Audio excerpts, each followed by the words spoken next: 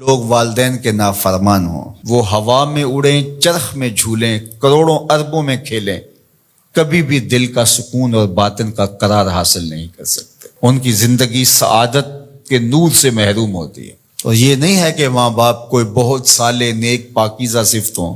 ماں باپ گناہگار سے گناہگار ہی کیوں نہ ہوں، ماں باپ کے قدموں تلے اولاد کی جنت رکھی گئی ہے۔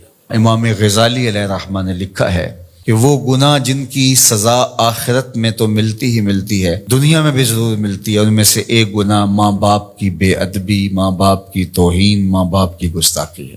مذہب کی کتابوں میں تو تاکید کی ہی گئی ہے والدین کی تکریم بجا لانے کی اور ان کی عزت افزائی سے دنیا اور آخرت کی سعادتیں سمیٹنے کی، لیکن جو ماہرین ہیں، جو دانشور ہیں، جو خوشگوار زندگی کے رہنما اصول بتاتے ہیں، ان سب نے بھی یہ کہا ہے کہ ماں باپ کو راضی رکھو گے تمہاری زندگی خرم اور خوشحال رہے گی۔ تو ماں باپ کی رضا میں اللہ کی رضا، ہمارا تو دین ہے۔ مغرب تو سال میں ایک دن مناتے ہیں نا، یہ فادر ڈے ہے اور یہ مدر ڈے ہے۔ ہمارا دن تو شروع ہی ماں کے قدموں سے ہوتا ہے۔ ہم تو رات جب باپ کی ٹانگیں دبا کے سوئے نا تو ہمیں خود چین کی نیند نہیں آتی، قرار کی نیند نہیں آتی۔ تو یہ سعادت ہوتی ہے کہ ماں باپ کی خدمت کی جائے، اور اگر کوئی ماں باپ کا بے ادب ہے تو وہ کبھی بھی سکون قلب نہیں پا سکتا، اور کبھی بھی اس کے مال میں برکت نہیں ہو سکتی، اس کی خوشگوار زندگی ممکن ہی نہیں۔